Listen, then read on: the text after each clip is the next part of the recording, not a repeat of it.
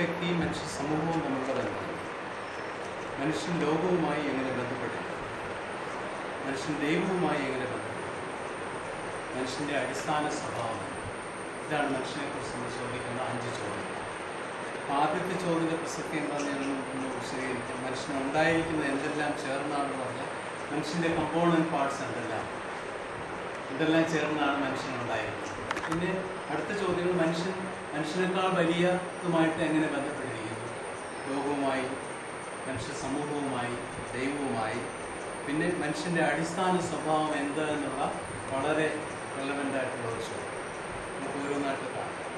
മനുഷ്യനുണ്ടായിരിക്കുന്ന എന്തെല്ലാം ചേർന്ന്, ഈ ചോദ്യത്തിൻ്റെ ഉത്തരത്തിലേക്ക് വരുന്നതിന് ഞാൻ കഴിഞ്ഞ ദിവസം പറഞ്ഞ ഒരു കാര്യം നമ്മളൊന്ന് ഓർക്കണം.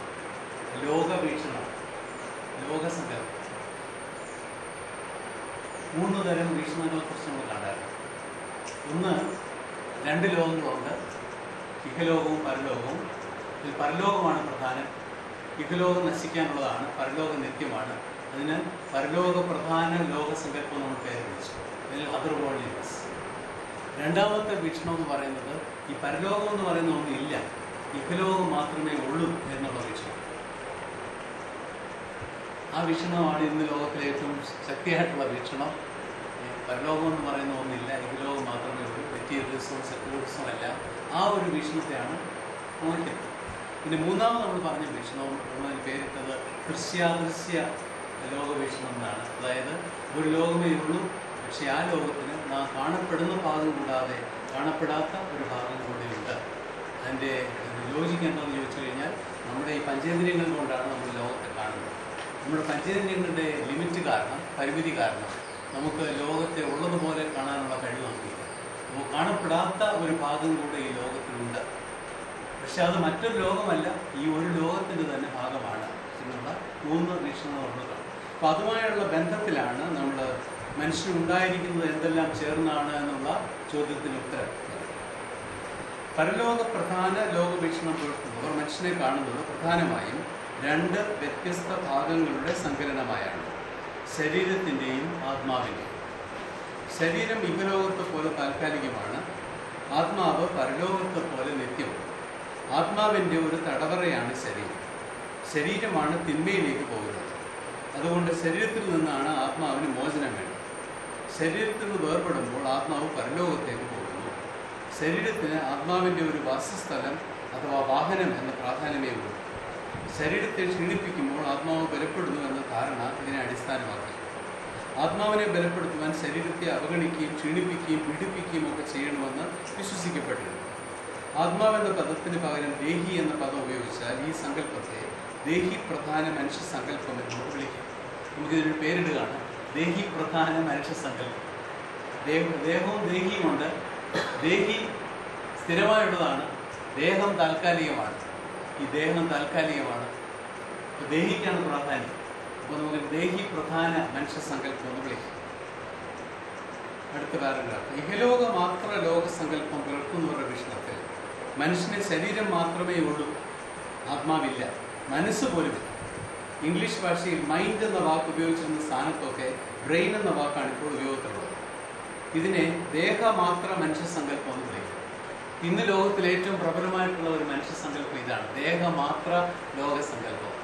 ഈ ദേഹം മാത്രമേ ഉള്ളൂ, ആത്മാവില്ല, മനസ്സ് പോലുമില്ല. സ്കൂളിലൊക്കെ പഠിക്കുന്ന കുട്ടികളോട് മൈൻഡ് എന്ന് പറഞ്ഞു കഴിഞ്ഞാൽ അവർക്ക് അറിഞ്ഞുകൂടാ അങ്ങനെ ഒരു വാക്ക്.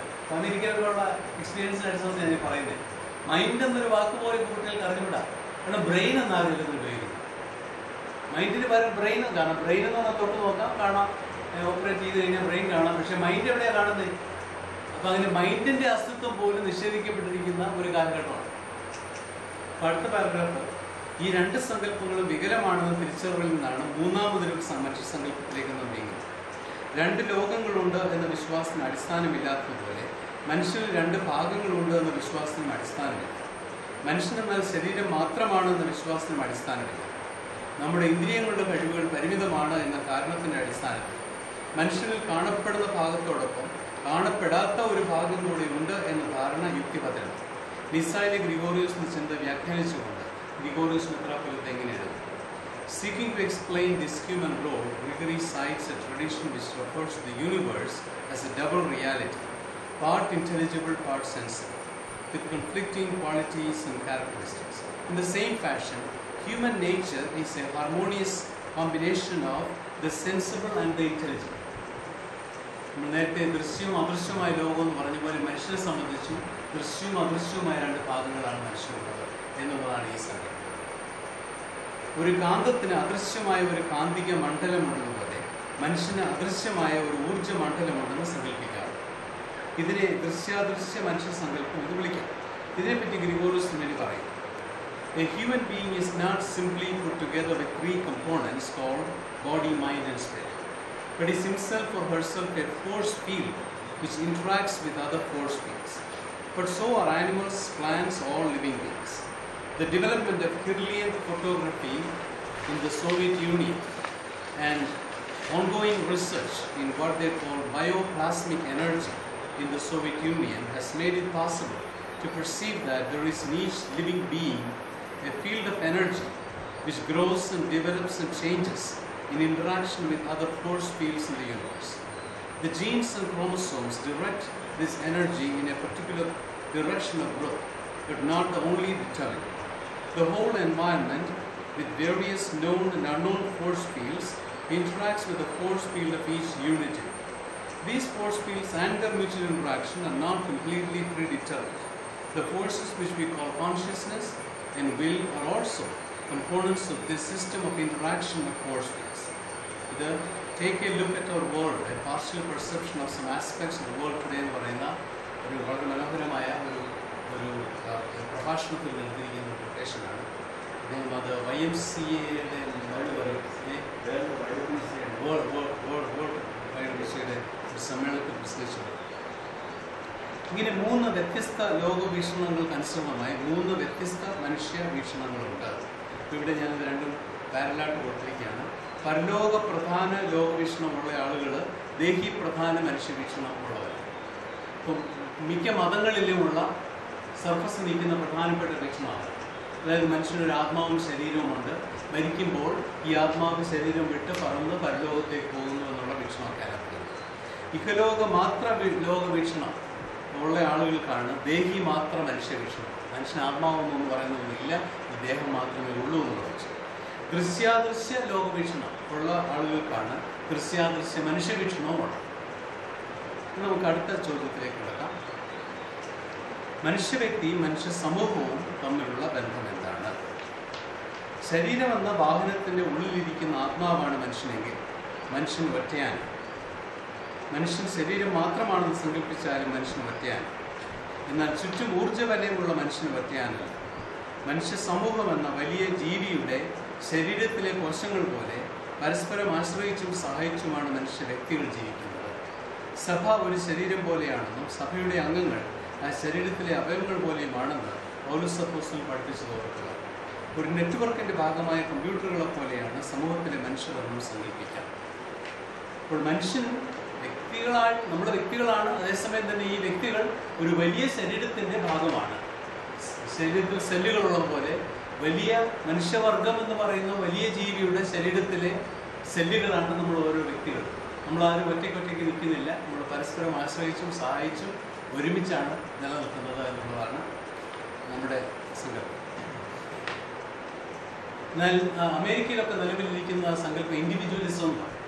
മനുഷ്യന് ആ സമൂഹത്തിൻ്റെ ആസ്പെക്ട് വലിയ പ്രാധാന്യമില്ല. എല്ലാം വളരെ വ്യക്തിപരമായിട്ട് എല്ലാം ഒറ്റയ്ക്കൊറ്റയ്ക്ക് സെൽഫ് മെയ്ഡ് മാൻ, ഒറ്റയ്ക്കൊറ്റയ്ക്ക് ജീവിക്കണം, മറ്റുള്ളവരുമായിട്ട് മത്സരിച്ച് നമ്മൾ ഓരോരുത്തരുടെയും ഉയർച്ചയാണ് അതിൽ വലിയ പ്രധാനം. അല്ല സമൂഹത്തിൻ്റെ ഉയർച്ചയ്ക്ക് വലിയ ഇമ്പോർട്ടൻസ് ഇല്ല.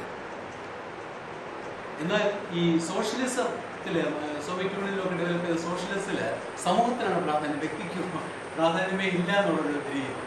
സമൂഹത്തിന് വേണ്ടി വ്യക്തികളുടെ ജീവിതം ബലികഴിക്കണം എന്നുള്ള ഒരു എക്സ്ട്രീമിലാണ് അവർ വന്നത്. അതിൻ്റെ എക്സ്ട്രീമായിട്ടാണ് അമേരിക്കയിലുള്ളത്. സമൂഹം വ്യക്തിക്ക് വേണ്ടിയാണ് എന്നുള്ളൊരു ചിന്താഗതി അവർ, സമൂഹം വ്യക്തിക്ക് വേണ്ടി. എന്നാൽ സോവിയറ്റ് യൂണിയനിൽ കൊണ്ടാണ് ചിന്ത വ്യക്തി സമൂഹത്തിന് വേണ്ടിയാണ്. അപ്പം ഇവിടെ ഇപ്പം നമ്മൾ പറയുന്ന ഈ ചിന്ത, യൂണിവേഴ്സിറ്റിയൊക്കെ ഡെവലപ്പ് ചെയ്ത ചിന്ത എന്ന് പറയുന്നത് വ്യക്തി മനുഷ്യൻ സമൂഹത്തിന് വേണ്ടിയാണെന്നോ സമൂഹം വ്യക്തിക്ക് വേണ്ടിയാണോ എന്നുള്ളതല്ല. ഇതെല്ലാം നമ്മൾ ഒരുമിച്ച് ഒരു ശരീരമാണ്.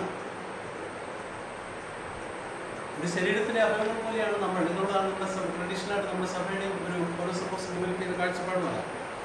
അടുത്ത ചോദ്യം, മനുഷ്യൻ ലോകവുമായി എങ്ങനെ ബന്ധപ്പെട്ടു?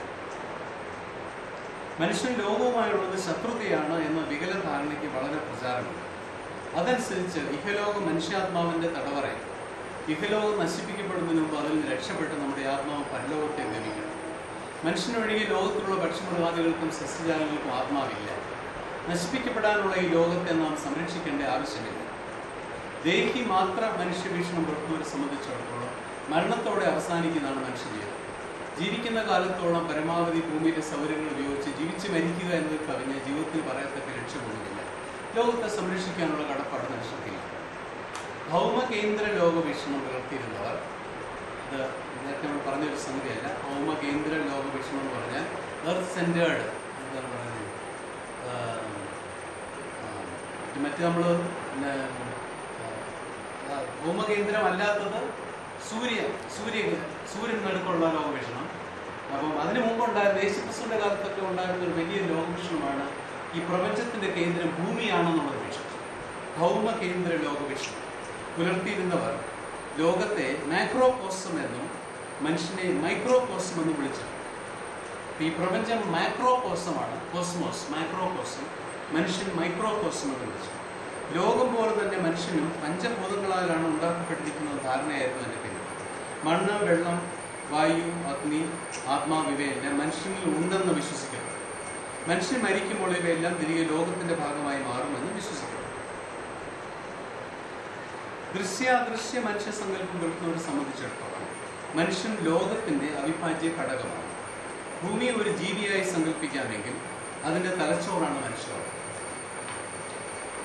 തലച്ചോറിനെ ശരീരത്തിലെ മറ്റ് അവയവങ്ങൾ സംരക്ഷിക്കുകയും പോറ്റി പുലർത്തുകയും ചെയ്യുന്ന പോലെ മനുഷ്യനെ സസ്യജാലങ്ങളും പക്ഷിമൃഗാദികളും പോറ്റി പുലർത്തുന്നു. പകരം അവയെ സംരക്ഷിക്കാനുള്ള ചുമതല മനുഷ്യനാണ്. ഈ ഭൂമി എന്ന് പറയുന്നത് ഒരു വലിയ ജീവിയായിട്ട് സങ്കല്പിക്കുക. ആ ജീവിയുടെ ബ്രെയിൻ, തലച്ചോറാണ് മനുഷ്യവർഗം, ഹ്യൂമാനിറ്റി. ഈ നമ്മുടെ തലച്ചോറിന് നമ്മുടെ ശരീരത്തെ മുഴുവൻ അതിന് നിയന്ത്രണം തലച്ചോറിനാണ്. അതേസമയം തലച്ചോറിനെ ബാക്കി ശരീരഭാഗങ്ങളെല്ലാം ചേർന്ന് സംരക്ഷിക്കുകയും പോറ്റി പുലർത്തുകയും ചെയ്യുന്നു. അതുപോലുള്ളൊരു ബന്ധം മനുഷ്യവർഗത്തിന് ഇപ്പോൾ ലോകവുമായിട്ട് ഭൂമിയുമായിട്ട് വേണം എന്നതാണ്. അടുത്ത ചോദ്യം, നാലാമത്തത്, മനുഷ്യൻ ദൈവവുമായി എങ്ങനെ ബന്ധപ്പെട്ടിരിക്കുന്നു? മനുഷ്യൻ ലോകത്തിൻ്റെ ഭാഗവും ലോകം ദൈവത്തിൻ്റെ ഭാഗവുമാണെങ്കിൽ ലോകത്തിന് ദൈവത്തോടുള്ള അതേ ബന്ധമാണ് മനുഷ്യൻ ദൈവത്തോടുള്ളതെന്ന് ബാധിക്കും. ദൈവത്തിൽ നിന്ന് പുറപ്പെടുന്ന ദിവ്യോർജം ദൈവിക നിയമങ്ങൾ അനുസരിച്ച് രൂപമെടുക്കുന്നതാണ് ലോകത്തെ പോലെ മനുഷ്യൻ. ദൈവിക നിയമങ്ങൾ അനുസരിച്ച് മാത്രമേ മനുഷ്യനുൾപ്പെടെ ലോകത്തിനും അതിനുള്ള സകലത്തിനും നിലനിൽപ്പുള്ളൂ. എന്നാൽ ഇക്കാര്യത്തിൽ മനുഷ്യൻ്റെ പ്രോഗ്രാമിൽ ഒരു ചെറിയ മാറ്റമുണ്ട്. ദൈവിക നിയമങ്ങളെ യാതൊരു വ്യവസ്ഥയും കൂടാതെ സമ്പൂർണ്ണമായി അനുസരിക്കത്തക്ക വിധമാണ് മനുഷ്യനൊഴികെയുള്ള സകലത്തെയും പ്രോഗ്രാം ചെയ്തിരിക്കുന്നത്. എന്നാൽ ദൈവിക നിയമങ്ങളെ അനുസരിക്കാനോ അനുസരിക്കാതിരിക്കാനോ ഉള്ള സ്വാതന്ത്ര്യത്തോടെയാണ് മനുഷ്യനെ പ്രോഗ്രാം ചെയ്തിരിക്കുന്നത്. ദൈവിക നിയമങ്ങളെ അറിഞ്ഞ് ബോധപൂർവം സ്വമനസ്സാലെ അവയെ അനുസരിക്കത്തക്ക വിധം മനുഷ്യൻ പക്വത നേടണമെന്നതാണ് മനുഷ്യനെക്കുറിച്ചുള്ള പ്രതീക്ഷ. ഈ സ്വാതന്ത്ര്യം ഉള്ളതുകൊണ്ടാവണം മനുഷ്യർ ദൈവമക്കൾ എന്ന് വിളിക്കപ്പെടുന്നത്. മനുഷ്യന് ദൈവസാദൃശ്യമുണ്ട് എന്ന് പറഞ്ഞിരിക്കുന്നതിൻ്റെ അർത്ഥവും ഇങ്ങനെ മനസ്സിലാക്കുവാനാണ്. മറ്റ് ജീവജാലങ്ങൾക്ക് ഈ സ്വാതന്ത്ര്യം ഇല്ലാത്തതുകൊണ്ട് അവ ദൈവദാസന്മാർ. ദൈവഹിതത്തിന് സമ്പൂർണ്ണമായി കീഴ്പ്പെടുന്നതാണ് നന്മ, കീഴ്പ്പെടാത്തത് തിന്മ. ഗ്രിഗോറിയോസ് എഴുതുന്നു, Precisely because man is the image of God, freedom is the very essence of his being. He has offered every occasion to participate in and create the good, but he was under no compulsion to do so. Only by his voluntary choice of goodness could he become sovereign and free. Human presence എന്ന പുസ്തകത്തിലുള്ള കൊട്ടേഷനാണ്.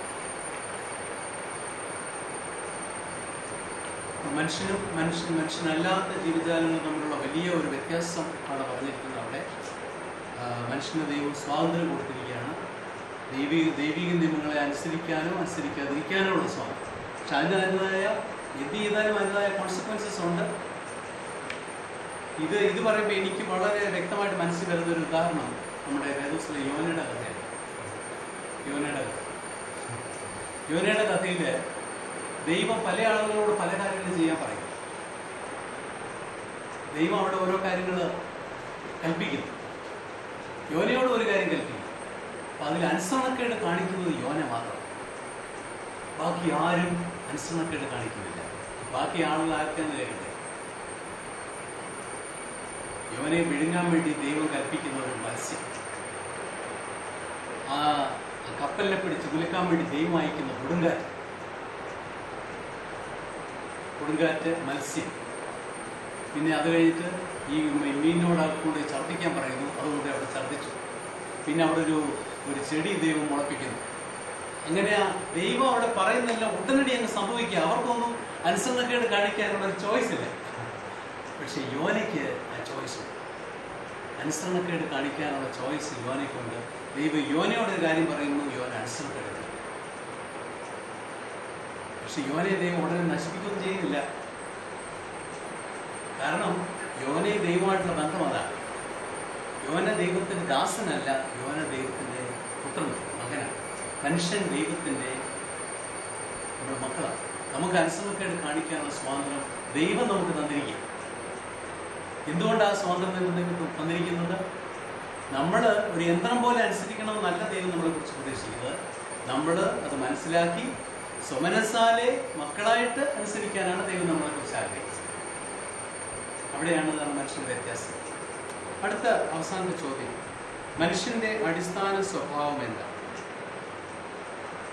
മനുഷ്യൻ്റെ അടിസ്ഥാന സ്വഭാവം നന്മയോ തിന്മയോ? ഈ ചോദ്യത്തിന് വ്യത്യസ്തമായ 3 ഉത്തരങ്ങൾ നിലവിലുണ്ട്. നന്മ എന്ന് കരുതുന്നവരുണ്ട്, തിന്മ എന്ന് കരുതുന്നവരുണ്ട്, ഇവ രണ്ടിനും ഇടയിലാണെന്ന് കരുതുന്നവരുമുണ്ട്. മനുഷ്യന്റെ അടിസ്ഥാന സ്വഭാവം തിന്മയാണെന്ന് അഗസ്തീനോസ് ചിന്തിച്ചു. അതിനോട് എതിർത്തുകൊണ്ട് മനുഷ്യന്റെ അടിസ്ഥാന സ്വഭാവം നന്മയാണെന്ന് പെലേജിയസ് വാദിച്ചു. എന്നാൽ കപ്പദോക്യൻ പിതാക്കന്മാരാകട്ടെ മനുഷ്യൻ ഇവയ്ക്ക് രണ്ടിനും ഇടയിലാണെന്ന നിലപാട് ഉറച്ചു. നന്മയുമല്ല തിന്മയുമല്ല, ഇതിന്റെ രണ്ടിന്റെയും ഇടയിലാണ് മനുഷ്യന്റെ സ്ഥാനം എന്നുള്ളതായിരുന്നു കപ്പദോക്യൻ പിതാക്കന്മാരുടെ. ബോധപൂർവം ദൈവത്തോട് ചേർന്ന് നിന്ന് ദൈവഹിതം അനുസരിച്ച് ജീവിച്ചാൽ മനുഷ്യൻ നന്മയിലേക്ക് വളരും. അല്ലാഞ്ഞാൽ കൂടുതൽ തിന്മയിലേക്ക് അധപതിക്കും. നന്മയിലേക്ക് വളർന്നതിനെയാണ് ദൈവീകരണം, തെയോസിസ് എന്ന് പിതാക്കന്മാർ വിളിച്ചത്. ഗ്രിഗോറിയോസ് തിരുമേനി ഇങ്ങനെ എഴുതി, As a mediator between God and His creation, man has also been placed between good and evil. This is an inescapable part of being able to mediate in true freedom. Human process എന്നുള്ള ഒരു പ്രദേശം. അപ്പോൾ മനുഷ്യനെ കുറിച്ചുള്ള 5 ചോദ്യങ്ങളും അവയ്ക്കുള്ള ഉത്തരങ്ങളുമാണ് നമ്മൾ കണ്ടത്. ഇനി ഇതിനെപ്പറ്റിയുള്ള നമ്മുടെ ചിന്തകൾ നമുക്ക് പങ്കുവയ്ക്കാം.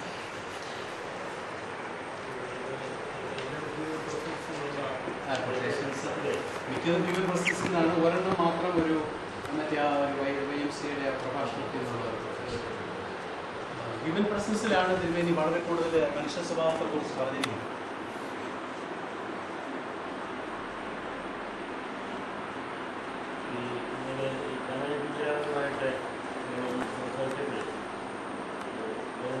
മനുഷ്യനെന്തിനാ ഭാവിയാണെന്ന് പറയുന്നത്? മൃഗങ്ങളെ കൊല്ലുന്നുണ്ട്, അതിനെ പാപമെന്ന് നമ്മൾ പറയുന്നു.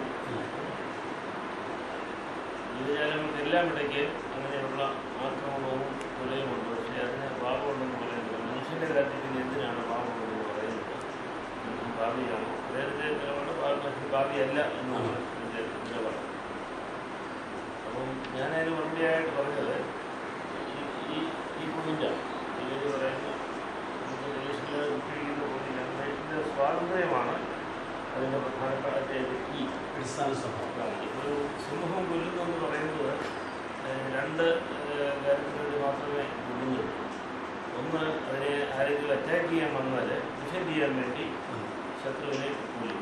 മറ്റത് അതിന് ഭക്ഷണം കഴിക്കാൻ വേണ്ടി ഏതെങ്കിലും ഒരു ജീവിയെ, ആനിനെയോ ആടിനെയോ കൊല്ലും. ഇതല്ലാതെ നമ്മൾ കൊല്ലുന്നില്ല. അത് തന്നെ ആ ആവശ്യത്തിന് മാത്രമേ കൊല്ലുന്നുള്ളൂ, അതിനപ്പുറത്തേക്ക് കൊല്ലുന്നില്ല. മനുഷ്യനിപ്പം IS ആർമി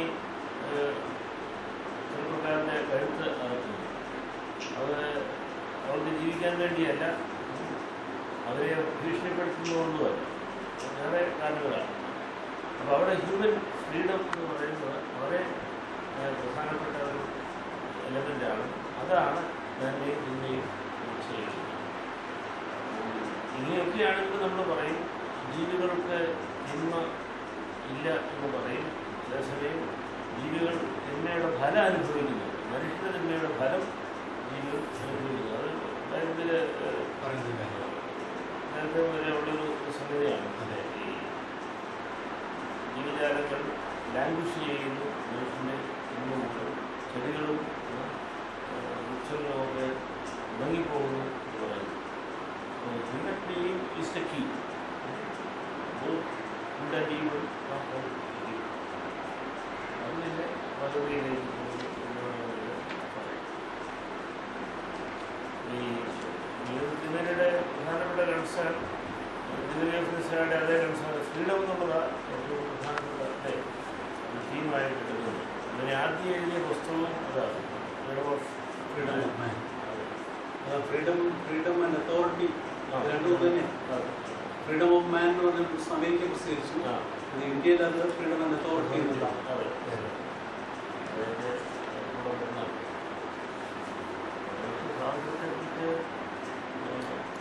ഇപ്പോഴും ഇപ്പോൾ അത്രയും ഗൗരവമായ ചർച്ചകൾ നടക്കുന്നില്ല മനുഷ്യ ഇത് നമ്മുടെ കേട്ട ചർച്ചയ്ക്ക് വലിയ പഴക്കമുള്ളൊരു ചർച്ചയാണ്. വീക്കിയാൽ നല്ലവണ്ണം ചർച്ച ചെയ്യും.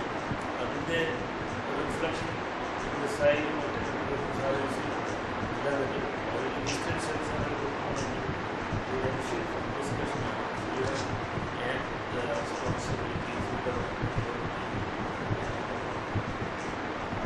ഇപ്പോൾ freedom is taken four land. അല്ലേ? അപ്പോൾ നമുക്ക് ഗ്ലോബൽ കൾച്ചർ വന്നപ്പോഴത്തേക്ക് കൺസ്യൂമർ സൊസൈറ്റിയിലെ ഒരു കടയിൽ കയറിയാൽ ആ freedom is taken four land. അത് എടുക്കരുത്, ഇത് മാത്രമേ എടുക്കാവൂ എന്ന് പറയുന്നില്ല. എല്ലാം നമുക്ക് എടുക്കാം, ആവശ്യമുള്ളിടത്തോളം കൊടുക്കാം. നമ്മുടെ പേഴ്സ് കാര്യമാകുന്നതിനെ നമുക്ക് എടുക്കാം. അപ്പം അങ്ങനെ എടുക്കാൻ പാടില്ലാത്തൊന്നും ഒരു കടയിലില്ല. അതാണ് വെരി ഫ്രീഡം എന്ന് പറയുമ്പോൾ പ്രധാനമായിട്ട് ഉദ്ദേശിക്കുന്നത് മനുഷ്യവർഗത്തിൻ്റെ ഫ്രീഡത്തെക്കുറിച്ചാണ്. ദൈവത്തോളം വളരാനുള്ള മനുഷ്യൻ്റെ ഫ്രീഡം എന്നതാണ്. പക്ഷേ ഇപ്പം നമ്മുടെ ഇവിടെയൊക്കെ ഫ്രീഡം എന്ന് പറയുമ്പോൾ ഉദ്ദേശിക്കുന്നത് ഇൻഡിവിജ്വലിൻ്റെ ഫ്രീഡത്തെ കുറിച്ചൊക്കെയാണ്. ഫ്രീഡത്തിനകത്ത് തിന്മയുടെ റോളുണ്ട്. ഫ്രീഡത്തിനകത്ത് തിന്മയുടെ റോളുണ്ട്.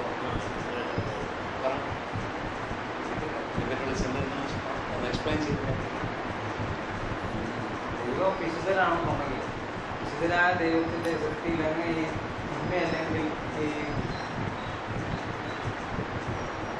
കടന്നുകൂടി ദൈവം വെളിച്ചമാണ്. വെളിച്ചത്തിലെങ്ങനെ ഇരുട് കയറി സൃഷ്ടിയിലെങ്ങനെ അത് അത് ദൃഢമായിട്ട് ബന്ധിപ്പിച്ച് ദൈവാസത്തിൽ ഒരു ഉത്തരം ഇല്ല. എങ്ങനെ ദൈവം വിശുദ്ധനാണെന്നും ദൈവം നന്മയുടെ പൂർണ്ണതയാണെന്നൊക്കെ നമ്മളെ അഫേം ചെയ്യും. പക്ഷെ എങ്ങനെ ഇന്ന് വന്നു എന്നുള്ളതിന് ഉത്തരയില്ല. സ്വാതന്ത്ര്യമാണ് അവിടെ എടുത്ത് പറയുന്നത്. മനുഷ്യനെ ഉണ്ടെങ്കിലും മനുഷ്യന് വേണമെങ്കിൽ സ്വതന്ത്രമായിട്ട് തിന്മയിൽ നിന്ന് വിട്ട് നന്മയിലേക്ക് പോകാം എന്നുള്ളത് ലിബറലിസമിനെ കുറിച്ച് പറയുന്നത് നന്മയാണ് ദൈവത്തിൻ്റെ സൃഷ്ടി. ദൈവം തിന്മ സൃഷ്ടിച്ചിട്ടില്ല. നന്മ ദൈവം സൃഷ്ടി. സൃഷ്ടി മുഴുവൻ ദൈവത്തിൻ്റെ ആ സൃഷ്ടി മുഴുവനാണ്. ഇതിനകത്ത് വേറെ സൃഷ്ടി ഇല്ല. ഇപ്പം ഈ പ്രയോജനം പറയുന്നത് ഞാൻ നന്മയെ സൃഷ്ടിക്കുന്നത് തിന്മയെ സൃഷ്ടിക്കുന്നത് പറയും. അത് വേറൊരു അർത്ഥത്തിലാണ്. അത് ഈ അർത്ഥത്തിൽ വ്യത്യസ്തമായിട്ട് അർത്ഥമാണ്. അതായത് നമുക്ക് നന്മ തിന്മ എന്നുള്ള അവിടെ ഉള്ള അർത്ഥം നമുക്ക് ജീവിതത്തിൽ സംഭവിക്കുന്ന നന്മ തിന്മകൾ എന്നുള്ള അർത്ഥമാണ്. അതായത് ഇയ്യോബിന് തന്നെ ഒരുപാട് നന്മകളുടെ ജീവിതത്തിൽ സംഭവിച്ചു, പിന്നെ അവസാനം തിന്മയെ സംഭവിച്ചു. അപ്പോൾ ഇത് രണ്ടും ദൈവത്തിൽ നിന്ന് വരുന്നുള്ളതാണ് ഇയ്യോബിൻ്റെ ഒരു കാഴ്ചപ്പാട്. അപ്പോൾ ദൈവത്തിൽ നന്മ വരാം, നമുക്ക് ദൈവത്തിൽ തിന്മയും വരാം എന്നുള്ളതാണ്. അപ്പോൾ ഇയ്യോബിൻ്റെ ഭാര്യയുടെ കാഴ്ചപ്പാട് അങ്ങനെയല്ല. ദൈവത്തിൽ നന്മ മാത്രമേ വരും, തിന്മയൊന്നും വരത്തില്ല എന്നുള്ളതുകൊണ്ടാണ് ഇയ്യോബിൻ്റെ ഭാര്യ പറയുന്നത് ദൈവത്തെ ശത്തുകളാന്ന് പറയും. ഇയ്യോബ് പറയുന്നത് ദൈവത്തിന് നന്മയും തിന്മയും വരാം, നമുക്ക് സുഖവും വരാം ദുഃഖവും വരാം. അതെ, അത് സുഖവും ദുഃഖവും എന്നുള്ള അർത്ഥത്തിൽ. പക്ഷെ ഇവിടെ നമ്മൾ തിന്മ എന്ന് പറഞ്ഞാൽ ആ അർത്ഥമല്ല, വേറെ ഈവിൾ തിന്മ, നന്മയും തിന്മയും. അപ്പൊ നന്മ ഗുഡ്, ദൈവം നല്ലവനാണ്, നന്മ മാത്രമേ ദൈവത്തിൽ നിന്ന് വരുന്നുള്ളൂ. അപ്പൊ തിന്മ എവിടെ നിന്ന് വരുന്നു എന്നുള്ള ചോദ്യത്തിന് ഗ്രിഗോർസ്മി പറയുന്ന ഉത്തരം ദൈവം സ്വതന്ത്രരായി സൃഷ്ടിച്ചിരിക്കുന്ന ജീവികളാണ് തിന്മ സൃഷ്ടിക്കുന്നത്. അപ്പൊ നമ്മള് ദൈവം സ്വതന്ത്രരായി സൃഷ്ടിച്ചിരിക്കുന്നത് ദൈവത്തിന്റെ സൃഷ്ടിയല്ല. അന്ന് നമ്മൾ ദൈവത്തിന്റെ സൃഷ്ടിയാണ്. പക്ഷെ നമുക്ക് ദൈവം സ്വാതന്ത്ര്യം തന്നിരിക്കുന്നു. ഈ സ്വാതന്ത്ര്യം ഉപയോഗിച്ച് നമ്മളും സൃഷ്ടിക്കുന്നുണ്ട്. നമ്മൾ സൃഷ്ടിക്കുന്നുണ്ട്. അന്ന് നമുക്ക് ദൈവം സ്വാതന്ത്ര്യം തന്നിരിക്കുന്നു. സ്വാതന്ത്ര്യത്തിലാണ് തിന്മയുടെ ഉറവിടം. ഈ സ്വാതന്ത്ര്യത്തിലാണ് തിന്മയുടെ ഉറവിടം. ഈ സ്വാതന്ത്ര്യം ഉപയോഗിച്ച് ഈ സ്വാതന്ത്ര്യം നമ്മൾ ദുരുപയോഗപ്പെടുത്തുമ്പോൾ തിന്മയുണ്ടാകും. അതെ, അവരെയും സ്വതന്ത്രമായിട്ടാണ് ദൈവം സൃഷ്ടിച്ചെന്നുള്ളതാണ്. അവരും ദുരുപയോഗപ്പെടുത്തിയപ്പോഴും തിന്മയുണ്ടാകും എന്നുള്ളതാണ് ഗ്രിഗോറിയസ്മാരുടെ അഭിപ്രായം. അപ്പൊ തിന്മ ദൈവത്തിൽ നിന്നല്ല വരുന്നത്, നന്മ മാത്രം ദൈവത്തിൽ നിന്ന് വരുന്നത്. ആരോപിക്കാൻ പറ്റാത്തതുകൊണ്ട് പറഞ്ഞു ചോദ്യം അവശേഷിക്കും. തിന്മ പിന്നെ എന്താണ് തിന്മയെന്നുള്ളത്? അപ്പം അതിനൊക്കെ പറയുന്ന ട്രഡീഷണൽ ആൻസർ വെളിച്ചം പോലെയാണ്. വെളിച്ചം നമുക്ക് ലൈറ്റ് കത്തിച്ചാൽ ഇവിടെ പ്രകാശം വന്നു. ഇനി നമ്മളത് അനലൈസ് ചെയ്താൽ വെളിച്ചത്തിനൊരു സബ്സ്റ്റൻസ് ഉണ്ട്, ഫോട്ടോൺ പാർട്ടിക്കിൾസ് ഉണ്ട്. ആ ലൈറ്റ് ഫോട്ടോൺ പാർട്ടിക്കിൾസ് എമിറ്റ് ചെയ്യുന്നുണ്ട്. അപ്പോൾ അതിന് സബ്സ്റ്റൻസ് ഉണ്ട്. അത് ലൈറ്റ് കെടുത്തി കഴിഞ്ഞാൽ പൂർണ്ണമായിട്ടും ഇരുട്ടാണ്. ഇരുട്ടിന് സബ്സ്റ്റൻസ് ഇല്ല. ഇരുട്ടിനൊരു കണിയെ ഒരു പാർട്ടിക്കിൾ അങ്ങനെ കാണിക്കാനായിട്ട് ഡാർക്ക് പാർട്ടിക്കിൾ എന്ന് പറഞ്ഞൊന്നും കിട്ടുകയില്ല. Absence of light is darkness എന്നാണ് പറയുന്നത്. നന്മയുടെ അഭാവമാണ് തിന്മ എന്നുള്ള ആൻസറെ പറയുന്നുണ്ട്. അത് നമ്മൾ അനുഭവത്തിൽ നോക്കിയാൽ അതിനെ തന്നെ നമുക്കറിയാം. ആബ്സെൻസ് ഓഫ്, പക്ഷേ ആ ഇരുട്ട് വന്നു കഴിയുമ്പോൾ ഉള്ള അനുഭവം വളരെ വളരെ ഭീകരമായൊരു അനുഭവം. നമുക്ക് തിരിച്ചറിയാൻ സാധിക്കുന്നില്ല. നമ്മൾ തടയുന്നു, വീഴുന്നു. ശത്രുവിനെയും പുത്രത്തെയും നമ്മൾ ഡിസൈൻ ചെയ്യുന്നില്ല. ഇതെല്ലാം അപ്പോൾ അതിൻ്റെ അനുഭവം അതിനെനിക്ക് തോന്നുന്നത് ഈ ഗ്രീക്ക് ചിന്തയെക്കാളും കുറേ കൂടെ എൻ്റെ ഒരു റീഡിങ്ങാണ്. ഇന്ത്യയിലെ അതിൻ്റെ വ്യാഖ്യാനമാണ് കുറേ കൂടെ നമുക്കത് സ്വീകാര്യമായിട്ട് തോന്നുന്നു.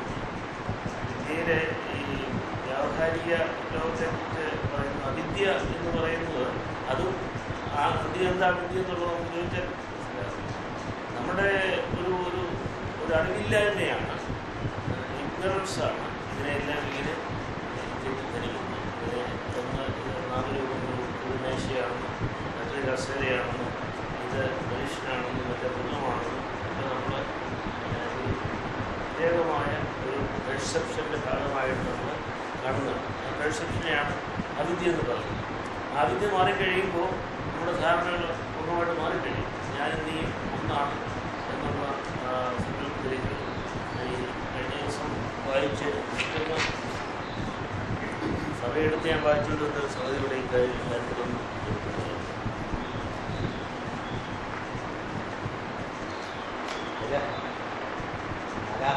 അതാവാണ് ആദ്യം തിന്മയിലേക്ക് വരും. അത് നമുക്ക് മാലാഖമാരെ പറ്റിയുള്ള കാര്യങ്ങൾ അതൊന്നും ഹിസ്റ്റോറിക്കലോ ഫാക്ച്വലോ അല്ല, വേദപുസ്തകത്തിലുണ്ടെങ്കിലും അത് നമ്മുടെ മിതോളജിയുടെ ഭാഗമാണ്, നമ്മുടെ വിശ്വാസപരമായ കാര്യങ്ങൾ. അല്ല, അതൊന്നും ഹിസ്റ്റോറിക്കലായിട്ടുള്ള സ്ഥിതികളാണ്. അതുകൊണ്ട് നമുക്കിപ്പോൾ അതായിരുന്നു ആദ്യം എന്നുള്ള ഒരു ചോദ്യം അവിടെ വരും.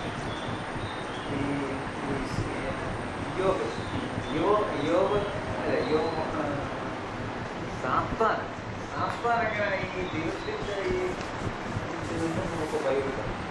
ഈ ആരാധന പറ്റുന്നത് ദൈവത്തിൻ്റെ മുന്നിൽ എങ്ങനെ ഈ സാത്താൻ പിടിക്കാൻ പറ്റും? അത് സാത്താൻ റവലാകുന്നതിന് മുമ്പ് യോബിനെ അയക്കുമല്ലോ. അതെ, യോബിനെ അന്ന് സാത്താനെ കുറിച്ചുള്ള ദൈവത്തിന്റെ കൗൺസിലുണ്ടെന്നാണ്. അതെ, ഇതൊക്കെ ഇപ്പൊ നമുക്ക് സ്പെഷ്യലായിട്ട് ചിന്തിക്കാൻ പറ്റുമോ? നമ്മുടെ ചിന്ത എത്ര ആബ്സ്ട്രാക്റ്റ് ആണെന്ന് പറഞ്ഞാലും അതിന് സ്പെഷ്യലായിട്ടുള്ള കൊണ്ടായിട്ടുള്ള ഇതാണ്. അതുകൊണ്ട് മുന്നൊന്നും പിന്നൊന്നും ഉള്ളിൽ നിന്നും പുറത്തുനിന്നൊക്കെ നമ്മളെ വിചാരിക്കുന്നു. ഇപ്പം ഇവിടെ തന്നെ ഇപ്പോൾ തിരുവനി എടുത്തിരിക്കുന്ന ഈ 3 സംഗതികൾ, ഗോഡ്, വേൾഡ്, മാൻ, ഇത് ഗ്രീക്കുകാരുടെ ചിന്തയിൽ ഇങ്ങനെ തന്നെയാണ്, സാധാരണ ചിന്തയിലും അങ്ങനെ തന്നെയാണ്. ഇത് 3 റിയാലിറ്റി ഉണ്ടെന്നുള്ളത് നമ്മുടെ ഒരു ബലമായ ഒരു ധാരണയിലാണ് നമ്മൾ കൊണ്ടുപോകുന്നത്. പക്ഷേ ഈ സംഗതി ഇന്ത്യയിൽ കൊണ്ടുവന്നാൽ ഇത് നിൽക്കുകയില്ല. ഇന്ത്യയിൽ കൊണ്ടുവന്നാൽ ഈ ഗോഡ്, വേൾഡ്, മാൻ എന്നുള്ള ഡിഫറൻസ് തന്നെ നമ്മുടെ അവിദ്യയുടെ ഫലമാണ്. അതാണ് അതിൻ്റെ ഗ്രീക്കുകാരുടെ ഇന്ത്യക്കാരുടെ നമ്മുടെ ചിന്തയുടെ വ്യത്യാസം. ഏതെങ്കിലും ഒന്ന് നേരത്തെയുള്ളതാണെന്നും അല്ലെന്നും അറിയാൻ പറയുന്നത്. 2 തരത്തിലുള്ള ഇപ്പോൾ മിസൈലെ ഗ്രിഗോറിയോസ് ഇന്ത്യയിലാണ് ജീവിച്ചിരുന്നെങ്കിൽ തീർച്ചയായിട്ടും അദ്ദേഹത്തിൻ്റെ വ്യാഖ്യാനങ്ങളിൽ കുറേ വ്യത്യാസങ്ങൾ ഇന്ത്യയുടെ ഈ ഈ അദ്വൈത ഫിലോസഫി കുറേൻ്റെ സ്വാധീനിക്കും, ഗ്രീക്കുകാരുടെ സ്വാധീനം. ഇവിടെ ശങ്കരാചാര്യൻ്റെ ഒരു ചെറിയ വസ്തുവാണ് ദൃശ്യപ്രയോഗം എന്ന് പറയുന്നത്. അതിനകത്ത് ഈ സ്വപ്നം, ജാഗ്രത, സുഷുപ്തി സ്വപ്നാവസ്ഥയിൽ നമ്മൾ കാണുന്ന ഒരു യാഥാർത്ഥ്യം കാണും. നമ്മൾ ഭയപ്പെടുകയും ചിലപ്പോൾ നിലവിളിക്കുകയും ഒക്കെ ചെയ്യും സ്വപ്നം കണ്ട്. ആ സ്വപ്നം ഉണർന്നു കഴിയുമ്പോൾ നമുക്ക് മനസ്സിലാവും ഒരു യാഥാർത്ഥ്യം ഒന്നുമില്ലാതെ മനസ്സിലാവും. പിറ്റേ ദിവസം നമ്മൾ സ്വപ്നം കാണുമ്പോൾ ഈ സ്വപ്നം തന്നെ ഒരിക്കലും വരണമെന്ന് നിർബന്ധമില്ല, വരികയില്ല. അപ്പം സ്വപ്നം കാണുമ്പോൾ നമുക്കുണ്ടാകുന്ന യാഥാർത്ഥ്യം ഉണർന്നു കഴിയുമ്പോൾ ഇല്ലാതെയായി. അപ്പോൾ ഉണർന്നിരിക്കുമ്പോൾ നമ്മൾ കാണുന്ന ശരിയായ ഒരു ആന കയറി വരുന്നു, അല്ലെങ്കിൽ പാമ്പ് കടിക്കാൻ വരുന്നു, നമ്മൾ ഭയപ്പെടുന്നു. അതും അതിനപ്പുറത്തേക്ക് നമ്മൾ കടന്നു കഴിയുമ്പോൾ ബ്രഹ്മസാക്ഷാത്കാരം വേണ്ടി കഴിക്കുന്നതും അയഥാർത്ഥമാണ്. അങ്ങനെയുള്ളൊരു ലോജിക്കാണ് ഇന്ത്യയിലുള്ളത്. പക്ഷേ ഈ ചിന്തയിലും ക്രിസ്ത്യൻ ട്രഡീഷനിലും ഈ കാണുന്ന ലോകത്ത്, വ്യാവഹാരിക ലോകത്തെ അയഥാർത്ഥമെന്ന് വിളിക്കുന്നില്ല. നമ്മുടെ ആരാധനകളുണ്ട്. ഭൂമിയിലിരുന്ന പോലെ ഒഴിഞ്ഞു പോകുന്ന പോലെ മനുഷ്യൻ്റെ ജീവിതം ക്ഷണീയമാണെന്ന് പറയുന്നത്. പക്ഷെ അത് അയഥാർത്ഥമാണ് പറയുന്നത്.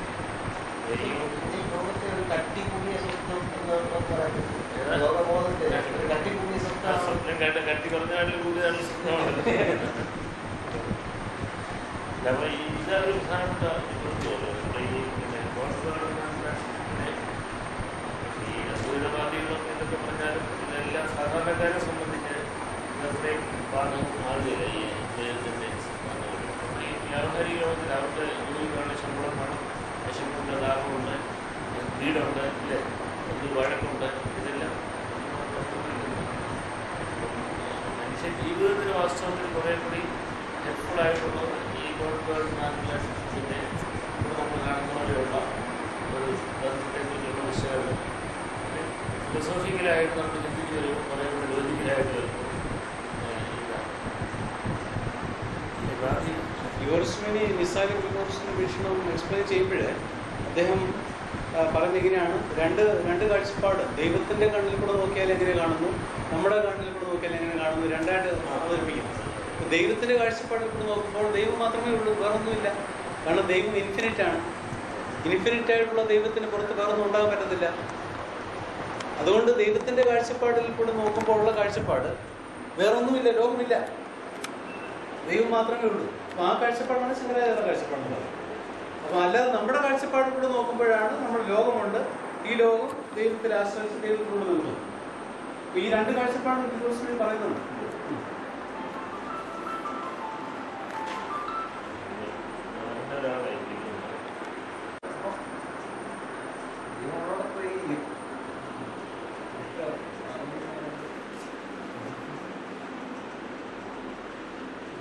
മാറിയാലല്ല ഉള്ള ഇട്ട് തിരുന്നോ, വെളിച്ചം മാറുമ്പോഴല്ല മാറിയില്ലെങ്കിലും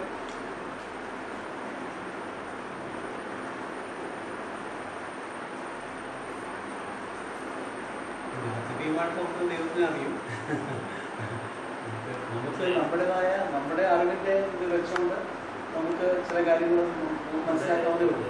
നമ്മുടെ ഈ ആംഗിൾ ഓഫ് വിഷൻ, നമ്മുടെ വീക്ഷണം എവിടുന്നാണ് നമുക്ക് കാര്യങ്ങൾ ദിവസം നമ്മൾ ഈ നമ്മുടെ ആഗോള നേതാവ് വരുന്നു ചിന്മയാമിഷൻ ദിവസം ഈ പറയുന്ന പോലെയുള്ള അദ്വൈത വേദാന്തത്തിൽ ഊന്നിയ ലോക ദർശനമാണ്. അവരവിടെ പെർസ്പെക്റ്റീവിനെ കുറിച്ച് പറയുന്നുണ്ട്, ആംഗിൾ ഓഫ് വിഷൻ. അത് സംസ്കൃതത്തിലുള്ള ഒരു ചൊല്ലാണ്, യഥാദൃഷ്ടി കഥാ സൃഷ്ടി. എങ്ങനെ നമ്മൾ നോക്കുന്നു എന്ന് നമ്മൾ കാണുന്നു. അപ്പോൾ അദ്ദേഹം ഒരു ഉദാഹരണം സാധാരണ എല്ലാവർക്കും ഇഷ്ടപ്പെടുന്ന ഉദാഹരണമാണ്. പൂർണ്ണചന്ദ്രനെ നമ്മൾ എങ്ങനെ കാണുന്നു എന്നുള്ളത്. പൂർണ്ണചന്ദ്രനെ ഒരു സയൻറ്റിസ്റ്റ് അല്ലെങ്കിൽ അസ്ട്രോണമർ കാണുമ്പോൾ അത് ഒരു എർത്തിൻ്റെ സാറ്റലൈറ്റ് ആയിട്ട് കാണുന്നു. അതിൻ്റെ റൊട്ടേഷൻ കാര്യങ്ങളെല്ലാം അയാൾ പഠിക്കുന്നു. ഒരു സ്പേസ് സയൻറ്റിസ്റ്റിനെ കാണുന്നത് എങ്ങനെ അവിടെ ഒരു സ്പേസ് ഷിപ്പ് അയക്കാനായിട്ട് പറ്റും എന്ന രീതിയിലാണ് അയാൾ നോക്കുന്നത്. ഒരു കവിയെ കാണുന്നത് വെറുതെ റൊമാൻറ്റിക്കായിട്ടുള്ള അവസാനം പറഞ്ഞ ലാപ്ടൺ തീറ്റപ്രിയനെ കാണുന്നത് വലിയ പപ്പടം ആയിട്ടാണ് കാണുന്നത്. ഇത് എല്ലാം യാഥാർത്ഥ്യമാണ്. അവരെ സംബന്ധിച്ച് കാണുന്നവരെ സംബന്ധിച്ചെല്ലാം യാഥാർത്ഥ്യമാണ്. അപ്പോൾ അതിൻ്റെ അർത്ഥം ഈ പരിപ്രേക്ഷ്യം പെർസ്പെക്റ്റീവ് എന്ന് പറയുന്നത് ഇൻഫിനിറ്റാണ്. നമ്മുടെ ഏതെല്ലാം ആധുനിക കലയിൽ അത് വളരെ ക്ലിയറാണ്. നമ്മുടെ നാട്ടിൽ പറയുന്നത് ഈ പിക്കാസോയുടെ കലയുള്ളത് ഇതിൻ്റെ ഒരു പ്ലേയാണ്. എവിടെ നിന്നാണോ നമ്മൾ നോക്കുന്നത് അങ്ങനെ കാണുന്ന അനേക കാഴ്ചകളെ ഒരുമിച്ച് കൊണ്ടുവരുമ്പോൾ എങ്ങനെ ഇരിക്കും, ഇങ്ങനെയൊക്കെ കലയെ വെച്ചിട്ടുണ്ട്. തിയോളജിയിലും ആ ചോദ്യം നമുക്ക് ചോദിക്കാവുന്നതാണ്. പെർസ്പെക്റ്റീവ് അനുസരിച്ച് മാറും. അങ്ങനെ പറയുമ്പോൾ നമ്മളീ പറയുന്ന ഒരു നിശ്ചിതമായ യാഥാർത്ഥ്യം വെള്ളത്തിലില്ല. ഇപ്പോൾ ദൈവമുണ്ട്, സാധാരണ ഭൂമിയുണ്ട്, പാതാളമുണ്ട്, സ്വർഗമുണ്ട് എന്നൊക്കെ നമ്മൾ വളരെ ഉറപ്പോടെയാണ് പറയുന്നത്. ആ പറയുന്നത് നമ്മുടെ ഒരു പ്രത്യേക കാഴ്ചപ്പാടിൽ നിന്നാണ് നമ്മൾ പറയുന്നത്. ആ കാഴ്ചപ്പാട് മാറുമ്പോൾ കിഴക്കിൽ നിന്ന് പടിഞ്ഞാറ് നമ്മൾ വളരെ വ്യക്തമാണ്. പ്രാർത്ഥിക്കാതെ കിഴക്ക് എവിടെയാണെന്ന് ചോദിക്കുന്നു. അല്ലെങ്കിൽ കോമ്പസിലെ കിഴക്കും പടിഞ്ഞാറും വടക്ക് നമ്മൾ അടയാളപ്പെടുത്തും. ഇവിടെ നിന്ന് ഔട്ടർ സ്പേസിൽ പോകുന്ന ഒരാളിനെ സംബന്ധിച്ച് യാതൊരു അർത്ഥമില്ല. ആ കോമ്പസ് കൊണ്ടൊരു പ്രയോജനമില്ല. അപ്പോൾ അവിടെ കിഴക്കും പോയി പടിഞ്ഞാറും പോയി ദിശ മുഴുവൻ മാറി. അപ്പോൾ ഇതൊരു പരിമിതമായ ഒരു വൃത്തത്തിൽ നമ്മുടെ ഈ പറയുന്നതിന് അർത്ഥമായിരിക്കും. ഞാനെപ്പോഴും മനസ്സിലാക്കുന്ന ഉദാഹരണമാണ്, ഇവിടെ നോക്കുമ്പോൾ സൂര്യൻ നമ്മുടെ ചുറ്റും കറങ്ങുന്നതായിട്ടാണ് നമുക്ക് തോന്നുന്നത്. സൂര്യനിൽ ചെന്ന് നോക്കിയാലോ ഈ ഭൂമി അതിൻ്റെ ചുറ്റും കറങ്ങുന്നതായിട്ടാണ് അവിടെ തന്നെ തോന്നുന്നത്. അപ്പോൾ ആ കാഴ്ചപ്പാടുള്ള വ്യത്യാസമാണ്. കാഴ്ചപ്പാടില്ലാതെ നമുക്ക് ജീവിക്കാൻ പറ്റുന്നത്.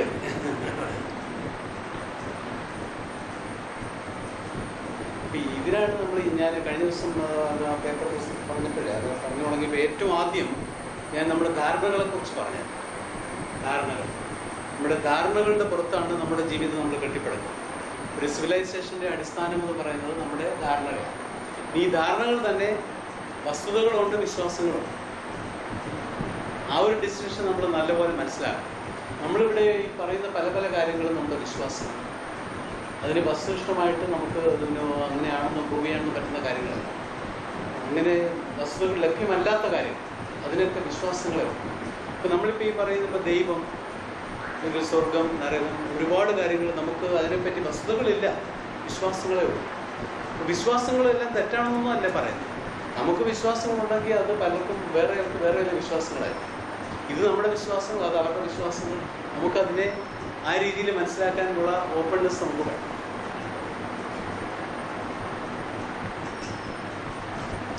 വിശ്വാസങ്ങളെ തന്നെ പിന്നെ നമുക്ക്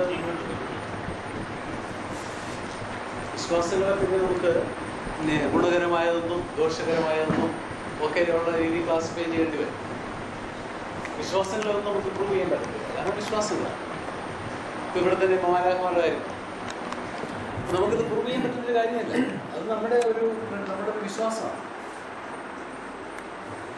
വിശ്വാസത്തിന്റെ അടിസ്ഥാനത്തിലല്ലേ ഈ ലോകത്ത് മുന്നോട്ട് പോകുന്നത്? വിശ്വാസത്തിന്റെ അടിസ്ഥാനം അല്ല, പക്ഷെ നമ്മൾ വിശ്വാസവും വസ്തുതയും തമ്മിലുള്ള വ്യത്യാസം നമ്മൾ നല്ലപോലെ കണക്ക് മനസ്സിലാക്കി. വസ്തുത എന്ന് പറഞ്ഞു കഴിഞ്ഞാൽ അതിനെപ്പറ്റി ആർക്കും ഒരു അഭിപ്രായ വ്യത്യാസമില്ല. വസ്തുത ആർക്കും എല്ലാവർക്കും അംഗീകരിക്കുന്ന വസ്തുതയാണ്, തെളിവുള്ള കാര്യം. വിശ്വാസം എന്ന് പറഞ്ഞാൽ അത് തെളിവുള്ള കാര്യമല്ല. അത് നമ്മൾ വിശ്വസിക്കുന്നവരാണ് വിശ്വാസത്തെ നമ്മൾ സപ്പോർട്ട് ചെയ്ത് നടത്തുന്നത്. നമുക്ക് ഒരുപാട് വിശ്വാസങ്ങളുണ്ട്. ദൈവം ഉണ്ടെന്ന് പറയുന്ന വിശ്വാസമാണ്, ദൈവം ഇല്ല എന്ന് പറയുന്ന വേറെ വിശ്വാസമാണ്. പലതരം വിശ്വാസങ്ങളോ വിശ്വാസങ്ങൾ മാറ്റി വെച്ചാലോ വിശ്വാസങ്ങൾ ഉള്ളത് എന്തുകൊണ്ടാണെന്ന് ചോദിച്ചു കഴിഞ്ഞാൽ ഒരുപാട് കാര്യങ്ങളെപ്പറ്റി വസ്തുതകൾ അവൈലബിൾ അല്ല. വസ്തുതകൾ അവൈലബിൾ അല്ലാത്ത വരുമ്പോഴാണ് നമ്മൾ അതിനെപ്പറ്റി വിശ്വാസങ്ങൾ ഉണ്ടാകുന്നത്. ശാസ്ത്രന്മാർക്കുള്ള വിശ്വാസങ്ങൾ, വസ്തുതകൾ ലഭ്യമല്ലാത്തപ്പോഴവര് വിശ്വാസങ്ങളെ ആശ്രയിക്കും. പക്ഷെ വിശ്വാസമാണെന്ന് അറിഞ്ഞുകൊണ്ട് തന്നെ മുമ്പോട്ട് നീങ്ങണം. ഇപ്പൊ തിയറി എന്ന് പറയുന്നത് വാസ്തവ വിശ്വാസമാണ്. തിയറി എന്ന് ശാസ്ത്രന്മാർ പറയില്ല, ഹൈപ്പോത്തീസിസ്, അതൊരു വിശ്വാസമാണ്. അത് പക്ഷെ അത് അറിഞ്ഞുകൊണ്ട് തന്നെ ബോധപൂർവ്വം മുമ്പോട്ട് നീങ്ങുക. അത് എപ്പോഴെങ്കിലും തെളിവുകൾ ലഭ്യമായി കഴിയുമ്പോൾ അത് വസ്തുതയായിട്ട് മാറും. തെളിവുകളെ ലഭ്യമല്ലെങ്കിലോ നമ്മൾ പിന്നെ ചെയ്യാനുള്ളത് ഈ വിശ്വാസം ഗുണകരമാണോ ദോഷകരമാണോ അങ്ങനെയുള്ള ചോദ്യങ്ങൾ ചോദിക്കും. മനുഷ്യവർഗത്തിന് ദോഷകരമായിട്ടുള്ള ഒരു വിശ്വാസം നമുക്ക് വേണ്ട. മനുഷ്യനെന്തിപ്പം എനിക്ക് എൻ്റെ ജീവന് ഹാനി ഉണ്ടാക്കുന്ന ഒരു വിശ്വാസം നമുക്ക് വേണ്ട. അല്ലെ മനുഷ്യവർഗത്തിന് ജീവന് ഹാനി ഉണ്ടാക്കുന്ന അല്ലെ മനുഷ്യവർഗം നമ്മൾ എക്സിസ്റ്റ് ചെയ്തിട്ടില്ല ഇതെല്ലാം ഉള്ളൂ. നമ്മുടെ എക്സിസ്റ്റൻസിനെ സപ്പോർട്ട് ചെയ്യുന്ന തരത്തിലുള്ള വിശ്വാസങ്ങളാണ് നമുക്ക് വേണ്ടത്. ആ ഒരു രീതിയിലാണ് പിന്നെ നമ്മൾ വിശ്വാസങ്ങളെ പ്രൊമോട്ട് ചെയ്യുന്നത്. ചില വിശ്വാസങ്ങൾ നമുക്കത് സത്യമാണോ ഇല്ലെന്ന് അറിഞ്ഞുകൂടാ, എങ്കിലും അത് മനുഷ്യവർഗത്തിൻ്റെ നന്മയ്ക്ക് മുഖാന്തരമാകുന്നു എന്നുള്ളത് കൊണ്ട് നമ്മളത് അതിനെ സപ്പോർട്ട് ചെയ്യുന്നു, പ്രൊമോട്ട് ചെയ്യുന്നു.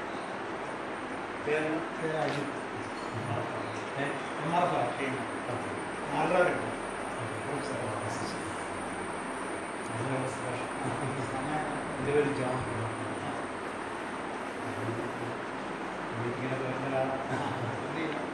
ഞാൻ അമേരിക്കയിലൊക്കെയാണ് സ്കൂളിൽ പഠിക്കുന്നത്.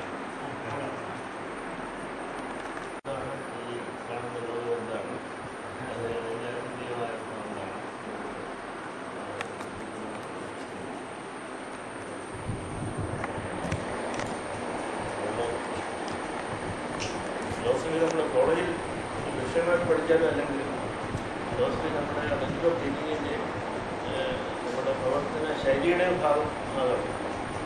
അങ്ങനെ ചിന്തിച്ച് വരുമ്പോൾ എനിക്കത് വേണ്ട, ഇതുകൊണ്ട് എനിക്ക് തൃപ്തിയുണ്ട് എന്ന് പറയാനായിട്ട് സാധിക്കുന്നു. അല്ലെങ്കിൽ അതിനെ വിട്ടുപോകും. ഇത് ഈ സാധനങ്ങളുടെ കൺസ്യൂമറിസം വാഹനങ്ങളാണെങ്കിലും വാഹനത്തിൻ്റെ സാരാംശത്തിൽ അതിൻ്റെ സംഗതി നമ്മുടെ ഒരു സ്ഥലത്ത് നിന്ന് വേറെ സ്ഥലത്തേക്ക് ട്രാൻസ്പോർട്ട് ചെയ്യണം. നമ്മൾ കുതിരയെ ഉപയോഗിക്കുന്നുണ്ട്, കഴുത ഉപയോഗിക്കുന്നുണ്ട്, കാളവണ്ടി ഉപയോഗിക്കുന്നുണ്ട്. അപ്പോൾ ആ ട്രാൻസ്പോർട്ടേഷൻ എത്രയും ആക്കാനായിട്ടുള്ള ശ്രമം ടെക്നോളജി തരത്തിലുണ്ട്. ആ ക്വിക്നെസ് കൊണ്ട് അൾട്ടിമേറ്റ്ലി എന്ത് പ്രയോജനം എന്നുള്ളത് നമ്മൾ ചോദിക്കുന്നില്ല. എവറി ടൈം ക്വിക്കർ പറയാൻ സാധിക്കും. കഴിഞ്ഞ മംഗളത്തിൽ അത് ഇങ്ങനെ ജോലി ചെയ്തായിരുന്നു.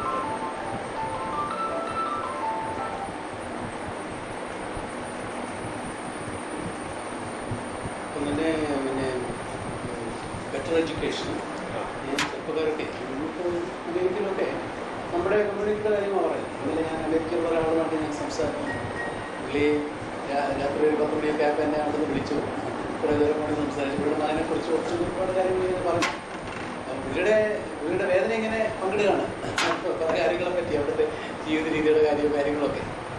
അപ്പം നമ്മുടെ ഇപ്പോഴത്തെ വളർന്ന ജനറേഷൻ അവർ ബെറ്റർ എഡ്യൂക്കേഷൻ അമേരിക്കയിൽ പോകുന്നു, അവർ അവിടുത്തെ പഠിക്കുന്നു. ജോലി വരുമ്പോഴത്തേക്കും വളരെ ടെൻഷനുള്ള ജോലി. അവരിപ്പം പണ്ടത്തെ പോലെ ദിവസം 8 മണിക്കൂർ ജോലി എന്നുള്ളതാണ് ഇപ്പോഴത്തെ പരിപാടി. ഇപ്പോൾ അവർ ഒരു പ്രോജക്റ്റ് തീർക്കാൻ വേണ്ടി രാത്രി 10 മണി ജോലി വേണ്ടി വരും. അപ്പം അങ്ങനെ വരുമ്പോഴത്തേക്ക് അവർ പിന്നെ മറ്റു കാര്യങ്ങൾക്കൊന്നും വരവില്ല. അപ്പം അമേരിക്കയിലെ വളർന്നു വരുന്ന ചെറുപ്പക്കാർ ഒരു 50-60% പേർക്കൊന്നും ഇപ്പോൾ വിവാഹമോ ഫാമിലിയോ ഒന്നുമില്ല. അവരിങ്ങനെ കല്യാണം കഴിക്കാതെ അങ്ങ് പോവാ. ഈ എന്നോട് സംസാരിച്ച ആൾക്ക് ഒരേ ഒരു മകനേ ഉള്ളൂ. അദ്ദേഹത്തിന് 36 വയസ്സായി. ഇതിനിടയ്ക്ക് വെച്ചെങ്ങാണ്ട് അവനാകപ്പാടെ ഇഷ്ടമുള്ള ഒരു പെണ്ണിൻ്റെ ഒരു ആലോചന എങ്ങാണ്ട് വന്നു. അവനാകപ്പാടെ ഇഷ്ടമുള്ള ആ ഒരു പെണ്ണിനായിട്ട് ഇഷ്ടപ്പെട്ടതെന്ന് പറയുന്നു. പക്ഷെ ആ സമയത്ത് അവന് കാലൊടിച്ച് കിടക്കുമായിരുന്നു. അതുകൊണ്ട് ആ പെണ്ണിനെ കാണാൻ പറ്റിയില്ല. അപ്പം ഇദ്ദേഹം ധർമ്മസങ്കടം കൊണ്ട് പറയുന്നത് കേട്ടോ. അപ്പം ഇനി എന്തെങ്കിലും ഇവരൊന്ന് കല്യാണം കഴിച്ച് കാണുമെന്നോ നമ്മൾ പ്രതീക്ഷിച്ചുകൊണ്ട് ഇദ്ദേഹത്തിന് ഇല്ലിപ്പം. അപ്പം ഇതിങ്ങനെ വരുമ്പോഴത്തേക്ക് എന്താ സംഭവിക്കുന്നത്? നമ്മൾ നല്ലതെന്നൊക്കെ വിചാരിച്ചിരുന്നത് ഈ രീതിയിൽ നമ്മുടെ നമ്മുടെ എക്സിസ്റ്റൻസ് തന്നെ പ്രശ്നമായിട്ട് പോകുന്ന ഒരു സ്ഥിതിയിലാണ് വന്നുകൊണ്ടിരിക്കുന്നത്. ജീവിതത്തിന്റെ അർത്ഥത്തെക്കുറിച്ച് ചിന്തിക്കാൻ നമുക്ക് സമയം. ആരോ എഴുതിയ ഒരു വാക്യം നോക്കുന്നത് മനുഷ്യരാശി മാർഗത്തെ സംബന്ധിച്ചുള്ള അറിവിലും ലക്ഷ്യത്തെ സംബന്ധിച്ചുള്ള അറിവില്ലായ്മത്തിലുള്ള മാർഗത്തെ സംബന്ധിച്ചുള്ള അറിവിലും ലക്ഷ്യത്തെ സംബന്ധിച്ചുള്ള അറിവില്ലായ്മയും. അത് ചില കാര്യങ്ങൾ നമ്മൾ എക്സാജറേറ്റ് ചെയ്യുമ്പോഴത്തേക്ക് അങ്ങനെ സ്പിരിറ്റിൻ്റെ കാര്യത്തിലായാലും ഈ ഞാൻ കഴിഞ്ഞുള്ള കോൺകോഡിൻ്റെ ഉദാഹരണം, കോൺകോഡ് വലിയ ഫാൻസുകളോടെ ആരും ചെറുമാരോ പാരീസിലും ലണ്ടൻ ന്യൂയോർക്ക് ഇങ്ങനത്തെ പോയിന്റ് ഉണ്ടാകുന്നത്. അത് സൂപ്പർസോണിക്കാണ്. സൗണ്ടിൻ്റെ സ്പീഡിനെ ഇരട്ടിയായിരിക്കുന്നു. അത് നിർത്തേണ്ടി വന്നു. കാരണം ഈ സ്പീഡെന്ന് പറയുന്നത് പ്രകൃതിയിലെ മറ്റ് എല്ലാ ഘടകങ്ങളുമായിട്ട് ചേർന്ന് പോകുന്ന സാധനമാണ്. ഇതിനെ നമ്മൾ ഐസൊലേറ്റ് ചെയ്ത് സ്പീഡിനെ എക്സാജറേറ്റ് ചെയ്തപ്പോൾ പറ്റി അതിൻ്റെ എക്കോളജിക്കൽ അതിൻ്റെ സൗണ്ട് സൂപ്പർസോണിക് സൗണ്ട് വലിയ പ്രോബ്ലംസ് ഈ മനുഷ്യർക്ക് ജീവിതത്തിൽ ഉണ്ടാക്കി. ഇത് ചൂടാവും. ഇത് ഇത്ര യൂറോപ്പിൽ അമേരിക്കയിൽ 7 മണിക്കൂർ 3 മണിക്കൂർ പോകുമ്പോൾ ഇതിൻ്റെ ഫ്രിക്ഷൻ കൊണ്ട് ഇതിൻ്റെ ബോഡി ചൂടാവും. ആ ചൂടിനെ തടഞ്ഞു നിർത്താൻ വേണ്ടി ഇത് വേറെ ഇൻസ്റ്റലേഷൻ വലിയ എക്സ്പെൻസീവാണ്. അങ്ങനെ ആ യാത്ര തന്നെ വളരെ എക്സ്പെൻസീവാണ്. ഇതിനങ്ങനെ ഒന്നും അവസാനം അങ്ങനെ തീരുമാനിച്ചു ഇതിന് വേണ്ട. പക്ഷെ ആ സമയത്ത് പറഞ്ഞു ഞാൻ ആ സമയത്ത് അവിടെ ഇതൊക്കെ താമസിക്കാൻ പറ്റില്ല. ആ സമയത്ത് പറഞ്ഞിടത്ത് ഫ്രഞ്ചുകാരുടെയും ബ്രിട്ടീഷുകാരുടെയും ടെക്നോളജിയുടെ എയറോസ്പേസിലെ ടെക്നോളജിയുടെ ഏറ്റവും വലിയ ഉദാഹരണമാണ്. അതുകൊണ്ടൊന്നും പറഞ്ഞാണ് അത് ഇറക്കി വേണ്ടത്. അത് ചുറ്റുവിട്ടു. എല്ലാത്തിനും അതുപോലെ അതുകൊണ്ട് അതിൻ്റെ ഒന്നിനെ നമ്മൾ ഐസൊലേറ്റ് ചെയ്യാനായിട്ട് ശ്രമിക്കില്ല. ആ ഹാർമണി നഷ്ടപ്പെട്ടു പോകുന്നു. അമേരിക്കയിൽ നമ്മുടെ കമ്മ്യൂണിറ്റിയിൽപ്പെട്ട ഒരുപാട് പേര് ഇങ്ങനെ കല്യാണം കഴിച്ചോളാൻ എനിക്ക് തോന്നുന്നു. അപ്പം അടുത്ത ജനറേഷന് എങ്ങനെ എന്താ എന്നുള്ള ചോദ്യമാണ്. ഈ ഒരു എന്നോട് സംസാരിച്ച ആ മനുഷ്യൻ്റെ ആ വേദന. അപ്പം ഇവൻ ഈ മകനെ ഓർത്ത് അദ്ദേഹം ദുഃഖിക്കുക. കാരണം ഈ മകൻ പിന്നെ അങ്ങോട്ട് ഇവരുടെ കാലശേഷം ഇവന് ആരുണ്ട് എന്ന് അദ്ദേഹം ചോദിക്കും. അവൻ ഒറ്റയാനാണ്, പിന്നെ അവന് ആരുമില്ല, അവന് ഭാര്യയില്ല, അവന് കുഞ്ഞുങ്ങളില്ല, അവൻ്റെ ഭാവി എന്താവും എന്നൊക്കെയാണ് ഈ പിതാവിൻ്റെ വിഷമം. നേപ്പാളിലെ ഈ ഒത്തിരി പേര് മരിച്ചു. ഇങ്ങനെ ഒത്തിരി കോവിലുണ്ടാകുന്ന അനർത്ഥങ്ങൾ അവര് രോഗത്താൽ ആൾക്കാർ ഇതൊക്കെ ഈ രീതിയിലുള്ളതൊക്കെ ഈ ഈയുടെ കെട്ടിന്റെ പദ്ധതിയിൽപ്പെട്ടതാണോ അതോ ഇതെല്ലാം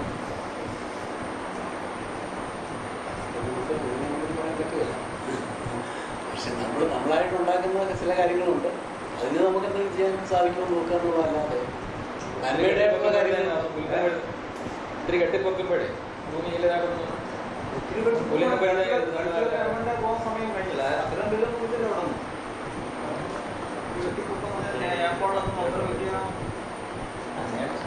അതൊരു ഞാൻ പറഞ്ഞതേ തിങ്ങിയപ്പോഴൊക്കെ വലിയൊരു സ്ഥലങ്ങളാണ്. വലിയൊരു സമൂഹം പെട്ടെന്ന് മാറിപ്പോയി.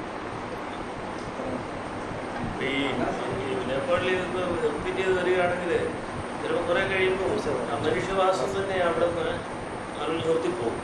ഇപ്പം ഈ ആഗ്രഹമൊക്കെ ഇതിന് ഉപേക്ഷിക്കപ്പെട്ടതാണ്.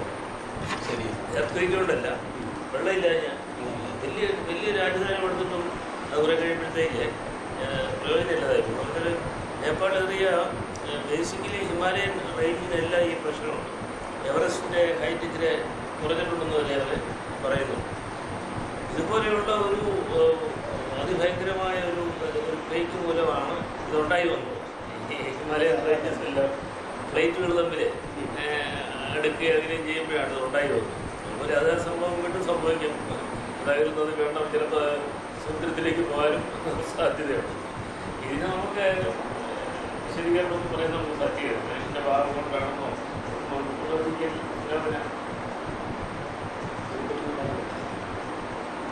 അറിയാവുന്ന കാര്യങ്ങളെ കുറിച്ച് പറയാൻ പൊതുവെ നമ്മളെ ഈ മതങ്ങളെല്ലാം പഠിപ്പിച്ച് നമുക്ക് ഓരോ വ്യക്തികളോടും താല്പര്യമുണ്ട്. പ്രകൃതിക്കെന്ന് പറഞ്ഞു തോന്നലെണ്ണം മനസ്സിലുണ്ട്. പ്രതീകമല്ല പ്രകൃതിയുടെ പ്രതിനിധിയായ ദൈവത്തിന് ഓരോ വ്യക്തികളോട്. പക്ഷെ പ്രകൃതി നോക്കിക്കഴിഞ്ഞാൽ ഒരു വംശത്തോടെ ഒരു വംശത്തിനെ നിലനിർത്താനുള്ളത് കൂടുതൽ വ്യക്തിയോട് വലിയ താല്പര്യമുള്ളതായിട്ട് പ്രകൃതി എന്ന് പഠിപ്പിക്കുമ്പോഴത്തേക്ക് തോന്നുന്നില്ല. കാണിക്കുന്നില്ല. പക്ഷെ വംശത്തെ നിലനിർത്താനുള്ള ജീവിതം നിലനിർത്താനുള്ള വളരെ ക്ലിയറായി നിലനിർത്താൻ വേണ്ടിയുള്ള ശരി ഈയിടെ പലരും തന്നെ വളം വന്ന് വളരെ സിഗ്നിഫിക്കൻ്റ്. ഒരു ആന 40 ആനകൾ അതിനെ പ്രൊട്ടക്ട് ചെയ്യാൻ വേണ്ടി പിന്നെ ചത്തുപോയപ്പോൾ ആനകൾ കൂടുതൽ തലോടിയൊക്കെ അച്ഛൻ ആദ്യകാലത്ത് എഴുതിയ ചില ലേഖനങ്ങളിൽ ആ വിഷയം വളരെ വ്യക്തമായിട്ട് ജീവന്റെ വിസ്മയം എന്നുള്ള അച്ഛൻ പുസ്തകം. അതിനകത്തൊക്കെ അച്ഛൻ ആ ഒരു വിഷയം അത് വലിയ അത്ഭുതമല്ലേ. എങ്ങനെ ഈ ആന ലൈഫ് പ്രൊമോട്ടിങ് എന്നുള്ളതാണ് സൃഷ്ടിയുടെ ലക്ഷ്യം. അതിൻ്റെ ഇൻഡിവിജ്വൽ അത്ര പ്രധാനമല്ല. അതിപ്പോൾ നമ്മൾ ചെറിയ ലൈഫ് സ്പാൻ കുറഞ്ഞ ജന്തുക്കളുടെ ഒരു പ്രസവത്തിലുള്ള എണ്ണം കൂടുതലാണ്. പൂച്ച നമ്മളിപ്പോൾ പശുവാണെങ്കിൽ ഒരു കുട്ടിയിലേ ഉള്ളൂ. പട്ടിയാകുന്ന 2-3 വരെയല്ലേ. പൂച്ച 4-5 ഉണ്ട്. ഇനിയൊക്കെ ആണെങ്കിൽ അതിൽ 10-15 എണ്ണം വരുന്നു. നല്ല താഴോട്ട് പോകുമ്പോൾ ബാക്ടീരിയ അതെ മില്യൻസ് അല്ലേ. അത് ലൈഫിനെ സസ്റ്റെയിൻ ചെയ്യാനുള്ള. ഇനി നമ്മളൊരു അക്രമം എന്ന് പറയില്ലേ, അക്രമം എന്ന് പറയുന്നത് പ്രകൃതിയുടെ സൃഷ്ടിയിൽ ഒരു ഇതുണ്ട്. സെയിം ജാതിപ്പെട്ട ആൾക്കാർ തമ്മിൽ അക്രമം ഉണ്ടാകുന്നത് പെട്ടെന്നൊരു എല്ലാവരും കൂടി താമസിക്കുകയാണെങ്കിൽ ഒരു പ്രകൃതി ദുഷ്ടപോലെ വരുവാണെങ്കിൽ അത് നശിച്ചു പോകും മുട്ടയെ. അതിന് പകരം തനത്താനായി പക്ഷികളെ കൊത്തി ഓടിക്കുമെന്ന് പറയില്ലേ നമ്മൾ കുഞ്ഞുങ്ങളെ, അവിടെ നിന്ന് ചെയ്യുകയാണെങ്കിൽ ആ വംശം നിലനിൽക്കുള്ളൂ. അപ്പോൾ ഒരേ കൂട്ടികളുടെ ഒരേ മരത്തിലെല്ലാം തെളിവുകളും തിരിഞ്ഞു കഴിഞ്ഞാലായിട്ട് പിന്നെ നശിക്കുവാനുള്ള സാധ്യത കൂടും. ഇത് പ്രായം കഴിയുമ്പോഴത്തേക്ക് അടുത്ത സ്ഥലത്തോട്ട് മാറിക്കഴിഞ്ഞാൽ കൂടുതൽ വിഭവങ്ങൾ കിട്ടും, കൂടുതൽ പുതിയ സിറ്റുവേഷനോടെ ജീനുകൾ കുറിച്ചുണ്ടായി. ഇപ്പം അതിനു വേണ്ടിയുള്ള ഇതാണ്. പണ്ട് ഈ നായന്മാരുടെ ഇടയിൽ കൂട്ടുകുടുംബ സമ്പ്രദായം ഉണ്ടായിരുന്നല്ലോ. ഒരു കാരണവും ഒത്തിരി ആൾക്കാർ അവസാനത്ത് പരാജയപ്പെടുകയായിരുന്നല്ലോ. പിന്നെ നമുക്ക് പൊതുവെ ഉദാഹരണമുണ്ട്, ഈ ആണുങ്ങളാണ് കുടുംബത്തിന് അവിഭാജ്യ ഘടകമെന്ന് പറഞ്ഞു. പെണ്ണുങ്ങൾ നോക്കിക്കഴിഞ്ഞാൽ ഒരു ആനയുടെ കൂട്ടത്തിലെടുക്കുകയാണെങ്കിൽ ആനയാണ് പെണ്ണാനയാണ് ഗ്രൂപ്പിൻ്റെ ലീഡർ. ആടിൻ്റെ എടുത്ത് ആട് കൂട്ടങ്ങളായിട്ട് താമസിക്കുന്നത് പെണ്ണാടാണ് ഗ്രൂപ്പിൻ്റെ ലീഡർ. തേനീച്ചയുടെ കേസിൽ തേനീച്ച റാണിയാണ് കൂടുതൽ. ഇപ്പോൾ അമ്മമാർക്ക് പിന്നെ ശരിക്കും പറഞ്ഞു കഴിഞ്ഞാൽ അത് ഈ നയന്മാരുടെ ഇടയിൽ പണ്ടത്തുള്ള ഈ കുടുംബ സമുദായത്തിൽ പെണ്ണുങ്ങളായിരുന്നു ലീഡർ. പെണ്ണുങ്ങൾക്ക് വേണ്ടി ആങ്ങള കാര്യങ്ങൾ നടത്തുമായിരുന്നു. അരുവക്കത്തായ സമുദായത്തിൽ അച്ഛനടയ്ക്ക് വന്ന് വിസിറ്റ് ചെയ്തിട്ട് പൊതുവെ പ്രകൃതിയുടെ കാഴ്ചപ്പാട് സ്ത്രീക്കാണ് വില. മുസ്ലിം അറക്കൽ ടീം എന്നൊക്കെ പറഞ്ഞാൽ സ്ത്രീകൾക്ക് വലിയ പ്രാധാന്യമുള്ള സംവിധാനം എല്ലായിടത്തും ഇല്ല, ചില ചെറിയ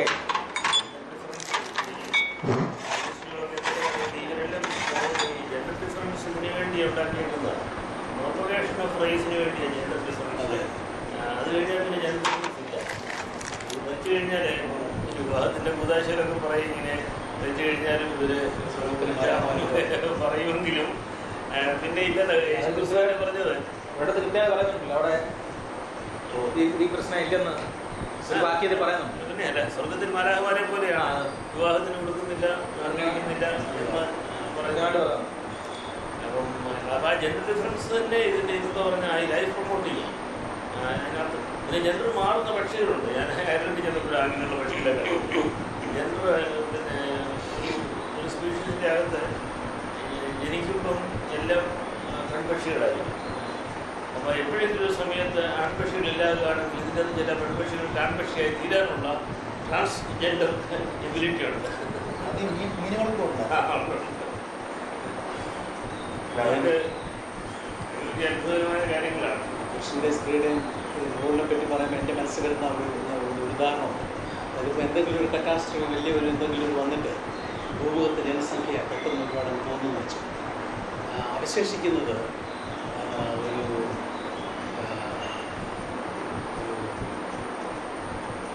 900 പുരുഷന്മാരും 100 സ്ത്രീകളും അവശേഷിക്കുന്നു. എന്തുമാത്രം പോസിബിലിറ്റിയാണ് ആ റേസിന് കണ്ടിന്യൂ ചെയ്യാനുള്ളത്. തിരിച്ച് 900 സ്ത്രീകൾ 100 പുരുഷന്മാരുമാണെന്ന് വെച്ചത്. എന്തുമാത്രം പോസിബിലിറ്റികൾ. രണ്ടാമത്തെ സ്ത്രീകൾ കൂടുതലുണ്ടെങ്കിൽ വംശം കണ്ടിന്യൂ ചെയ്യത്തുണ്ട്. പൊളിഗാമിയുടെ പ്രിൻസിപ്പിൾ അതാണ്. പൊളിഗാമിയുടെ പ്രിൻസിപ്പിളിൽ റേസ് പ്രോപ്പഗേഷൻ അത് ക്രിസ്ത്യാനിറ്റി വന്നപ്പോഴത്തേക്ക് അത് എത്തിക്കൽ ഇഷ്യൂ മാറ്റി, മോറൽ ഇഷ്യൂ മാറ്റി, മോണോഗമി എന്നുള്ള ആശയത്തിലേക്ക് ഒരു വലിയ ഹ്യൂമൻ എവല്യൂഷണറി ആന്ത്രോപോളജിസ്റ്റ് ഉണ്ട്, ഒരു ഡോക്ടർ ഹെലൻ ഫിഷർ എന്ന് പറഞ്ഞു. അവരുടെ ഒരു പുസ്തകമുണ്ട്, അവരുടെ 2-3 പുസ്തകമുണ്ട് ഹ്യൂമൻ മേറ്റിങ്ങിനെ കുറിക്കുന്നത്. Why do we love, the chemistry of love. അതിനകത്ത് പറഞ്ഞേക്കുന്നത് നമ്മൾ 6th ഇയർ വരെ ഒരു ഇതില്ലേ, 6ാം വർഷത്തിലെ ഞാൻ ഉപയോഗിക്കുമ്പോൾ 6 വർഷം കഴിയുമ്പോഴത്തേക്ക് ഒരു ആൾക്കാരെ ദമ്പതികളൊന്ന് വഴക്ക് പിടിക്കാനുള്ള സാധ്യത കൊടുക്കുന്നുണ്ട്. അങ്ങനെയൊരെണ്ണം പറയുന്നുണ്ട്. പണ്ടിങ്ങനെ ഒരു ഗോത്രമായിട്ട് താമസിക്കുമ്പോഴത്തേക്ക് ഒരു പുരുഷനും സ്ത്രീകളെ ഒരു കുട്ടി ഉണ്ടായിക്കഴിഞ്ഞാൽ അങ്ങനെ മുലകുടിയൊക്കെ മാറി ആ ഗോത്രത്തിൻ്റെ തീറ്റി ഒന്നിച്ച് കളക്ട് ചെയ്തുകൊണ്ട് വരുമ്പോൾ തന്നെത്താനെ തിന്നാൻ പ്രായമായി കഴിഞ്ഞാൽ അവർ തമ്മിൽ പിരിഞ്ഞിട്ട് അടുത്ത പങ്കാളിയെ കണ്ടുപിടിക്കും. അപ്പോൾ അതിനൊരു മിനിമം പീരീഡ് വേണ്ടിയത് ഒരു 6 വർഷം 7 വർഷം മതി. അപ്പോൾ അത് കഴിയുമ്പോൾ ഇപ്പോഴും സ്റ്റാറ്റിസ്റ്റിക്സ് എടുത്തു കഴിഞ്ഞാൽ ലോകത്ത് ഏറ്റവും കൂടുതൽ വിവാഹം നടക്കുന്ന ഈ 6 വർഷത്തിന് 7 വർഷം നടക്കുന്നത്. അതിനൊരു 6th ഇയർ ഇച്ചിങ് എന്നൊക്കെണ്ടാവും പറയുന്നത്. ഇംഗ്ലീഷിലൊരു ടൈമുണ്ട് പറയുന്നത്. ഇപ്പോൾ നമ്മുടെ നിയമം മൂലം ഉണ്ടായാലും ലോകത്തിലെങ്ങാനും കൂടുതൽ സ്ഥലത്തും ആൾക്കാർ ഈ ഒരു അടുത്ത കാലം വരെ എടുക്കുകയാണെങ്കിൽ പോളിഗാമസ് അല്ലേ കൂടുതലും. ഇതാണ് പ്രൊപ്പഗേഷൻ എത്രയും നമ്മുടെ സീഡ്സ് ആണെങ്കിലും മെയിൻ സീഡ്സിൻ്റെ എണ്ണം വളരെ കൂടുതലാണ്. അത് കപ്പളങ്ങ എടുത്താലും അതിൻ്റെ അകത്ത് ഏതെടുത്താലും അങ്ങനെ അതിൻ്റെ കായെടുത്താലും അതിനെല്ലാം ഏതെങ്കിലും തരത്തിൽ മിസ് ചെയ്ത് പോയെങ്കിൽ സം പ്രൊഡക്ഷൻ സംഭവം. ഈ പണ്ട് നമ്മളിവിടെ 1930 നായന്മാരുടെ ഒരു സമ്പ്രദായം അറിയാം, സമ്മതം കൂടുതൽ പറഞ്ഞു. നമ്പൂതിരിയുടെ വീട്ടിൽ മൂത്തയാൾ മാത്രമേ സ്വസ്ഥമായിട്ട് കല്യാണം കഴിക്കുള്ളൂ. ബാക്കിയുള്ളൊരു നായരെ അങ്ങനെയുള്ള ജാതി പോയി അവർക്ക് സമ്മതം കൂടുക. അതിനൊരു സ്ഥിരം ഇല്ല. 2-3 വർഷം കഴിയുമ്പോൾ അങ്ങനെയാണ് സംഭവം. അത് ആ സ്ത്രീ ബായി കല്യാണം വെച്ചത്. അങ്ങനെ വെക്കാതെ വരുമ്പോൾ സംഭവം തീർന്നു. അവിടെ സ്ത്രീക്ക് പ്രാമുഖ്യം. കേരളത്തിലെ ആ സിസ്റ്റം വളരെ ലൂസായിരുന്നു. സ്റ്റാൻഡ് ചെയ്യാൻ കൊണ്ടുവന്ന് ഈ ഫാമിലിയുടെ ആ ഒരു ഇന്ത്യയിലേക്ക് ഇപ്പോഴത്തെ രീതിയിലേക്ക് വന്നു. മുസ്ലിംകാരൊക്കെ വന്നതിന് ശേഷമാണ്. പിന്നെ നസ്രാണികൾക്ക് അത് ഉണ്ടായിരുന്നു. നേരത്തെ തന്നെ അവർക്ക് ആ ഒരു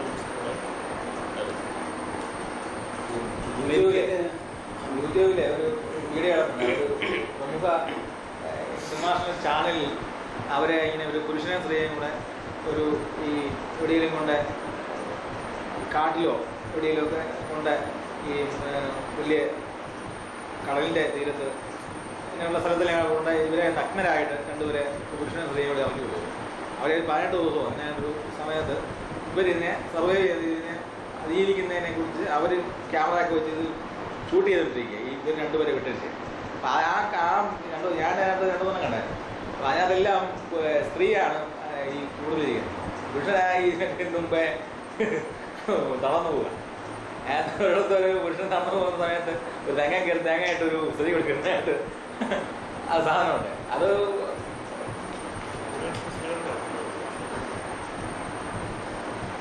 അമേരിക്കയിൽ ഈ ഞാൻ നേരത്തെ പറഞ്ഞ സിറ്റുവേഷനിൽ ഒന്ന്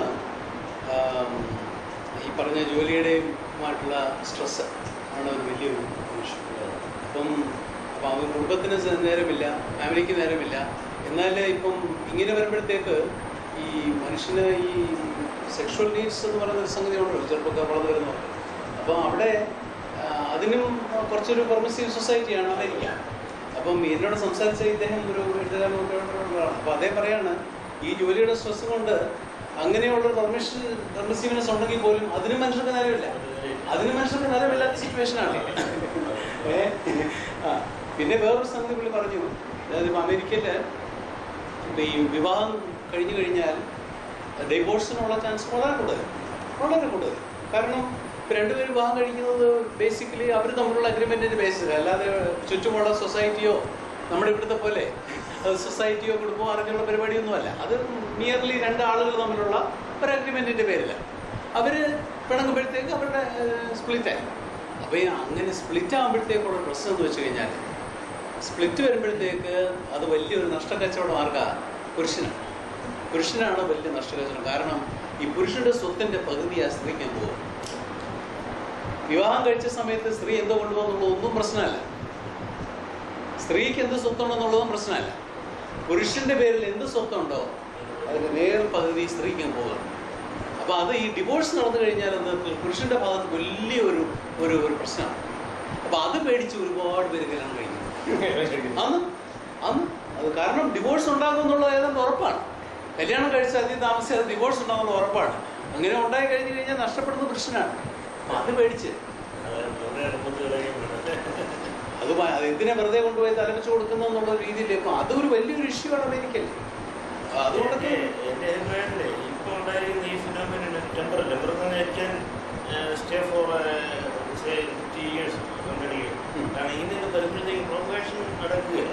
ഇങ്ങനെ വരുന്നതുകൊണ്ട് ഈ യൂറോപ്യൻ സൊസൈറ്റിയിലെല്ലാം തന്നെ പോപ്പുലേഷൻ പെട്ടെന്ന് ഡൗൺ ആയിരുന്നു. ജർമ്മനി, ഫ്രാൻസ് എല്ലാം എന്താ സംബന്ധിച്ച് ഞാൻ അവിടെ പഠിക്കുന്ന സമയത്ത് 70s അറബികളും കുട്ടികളും ഒക്കെ അവിടെ വൈദ്യുതരായിട്ട് വന്നവരാണ്.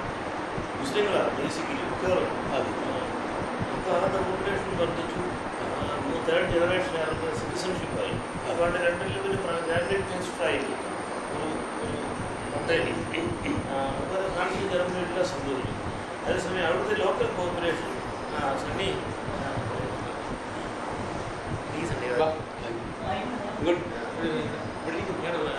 എനിക്കൊരു ഫ്യൂഡൽ ഫ്യൂണറിൽ കൊണ്ടുപോകാനായിട്ട് ഞങ്ങളുടെ കുടുംബയോഗ സെക്രട്ടറി ഒരു ഫ്യൂണറിൽ പോകാനായിട്ട് അതിനകത്ത് ഞങ്ങൾ തീർന്നു കേട്ടോ തീർന്നു.